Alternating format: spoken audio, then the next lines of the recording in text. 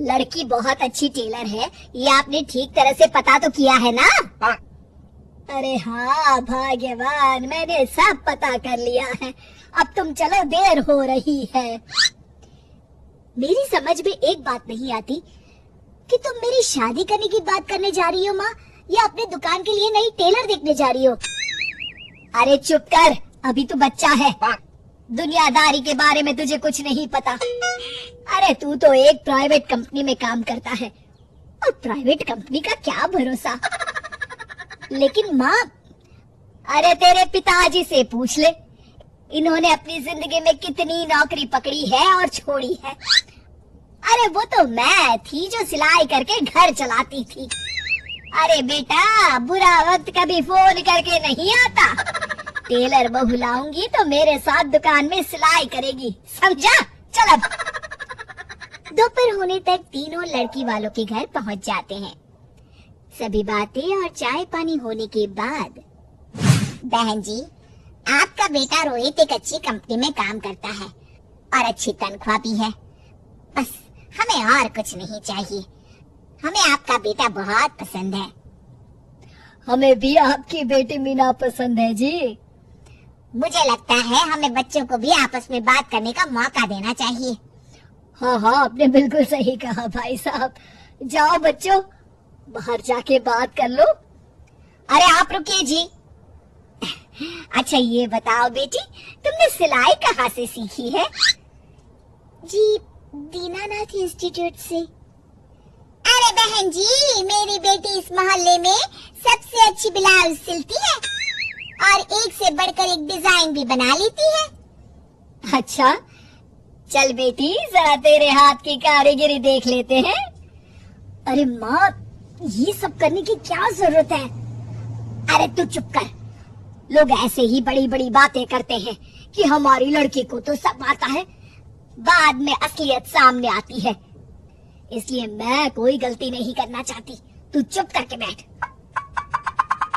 मीना शांति देवी को 2-3 प्रकार की बढ़िया बढ़िया डिजाइनदार ब्लाउज बनाकर दिखाती है। ये देखिए, ये है प्रिंसेस कट। अरे वाह बेटी, मान गए तुझे। तू तो मुझसे भी अच्छा ब्लाउज सिल लेती है। चलिए बहन जी, हमें तो आपकी बेटी पसंद है। अब इसी बात पर मुंह मीठा कराइए। जी बिल्कुल। इस तरह रोहित और मीना की शादी हो जाती है। शादी के अगले दिन से मीना अपनी सास के साथ सारा दिन दुकान पर सिलाई करती रहती और अपने पति रोहित को जरा सा भी समय नहीं दे पाती थी। फिर एक दिन रोहित फोन करके मीना से कहता है, मीना, आज शाम को हम दोनों किसी अच्छे रेस्टोरेंट में खाना खाने चलेंगे। तुम तैयार रहना, मैं ठीक वक्त पर पहुंच जाऊंगा। ठीक है जी। शाम को रोहित जब घर आता है तो मीना सिलाई मशीन पर बैठी ब्लाउज सिल रही होती है। अरे ये क्या? मैंने तुमसे कहा तो था कि शाम को हमें रेस्टोरेंट में खाना खाने के लिए जाना है, और तुम हो कि सिलाई कर रही हो। हद हो गई। मुझे माफ कर दीजिए जी, क्या करूं, ये ब्लाउज मुझे कल अर्जेंट सिल कर देनी है। सारा दिन तो तुम माँ के साथ दुकान पर सिलाई करती हो। अरे कम से कम शाम का वक्त तो मेरे लिए रखा करो। तभी वहाँ शांति देवी आ जाती है। अरे क्यों बहू को परेशान कर रहा है? कल ये तीनों ब्लाउज सुबह सिल कर देनी है। चल जा अपना काम कर। रोहित चुपचाप वहाँ से चला जाता है। इस तरह अपनी सास के डर के मारे मीना चाहकर भी अपने पति के लिए वक्त नहीं बिता पाती थी। फिर एक दिन रोहित दोपहर को ऑफिस से घर आता है। उसके साथ उसकी कार में एक लड़की बैठी होती है। दोनों एक दूसरे से मुस्कुराकर बातें कर रहे होते हैं। माँ, जरा टेबल पर रखी मेरी फाइल तो देना, मैं भूल गया था। ये कौन लड़की है तेरे साथ?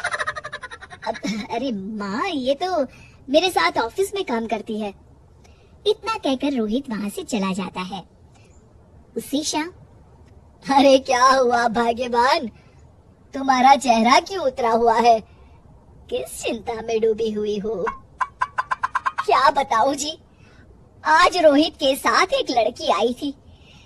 कह रहा था उसके ऑफिस में काम करती है। मुझे तो उस लड़की के चाल चलन बिल्कुल ठीक नहीं लगते। कहीं दोनों के बीच कोई चक्कर तो नहीं है? अब अगर चक्कर हुआ भी तो इसमें बुराई क्या है? अरे बड़े अजीब आदमी हो आप, कैसी बातें कर रहे हो? तो और क्या कहूँ, तुम घर में बहू के बजाय एक काम करने वाली लड़की लेकर आई हो जो सारा दिन तुम्हारे साथ तुम्हारी दुकान पर काम कर सके। अरे भाग्यवान, शुक्र मनाओ कि मैं शरीफ था, इसलिए मैंने कभी किसी औरत की तरफ आंख उठाकर भी नहीं देखा। पर अब हर कोई तो मेरे जैसा नहीं हो सकता ना। इतना कहकर गिरधारी वहाँ से चले जाते हैं। शांति देवी समझ जाती है कि गिरधारी क्या कहना चाहते हैं।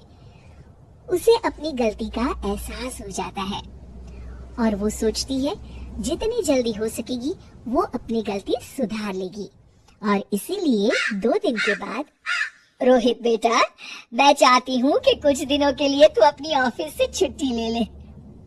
क्यों, क्या हुआ माँ? अरे कुछ नहीं बेटा, मैंने तेरे और बहू के लिए शिमला की 2 टिकट बुक की है। मैं चाहती हूँ कि तुम दोनों कुछ दिनों के लिए बाहर घुमाओ। क्यों बहू, ठीक है ना? सासू माँ की बात सुनकर मीना का चेहरा भी खिल उठता है।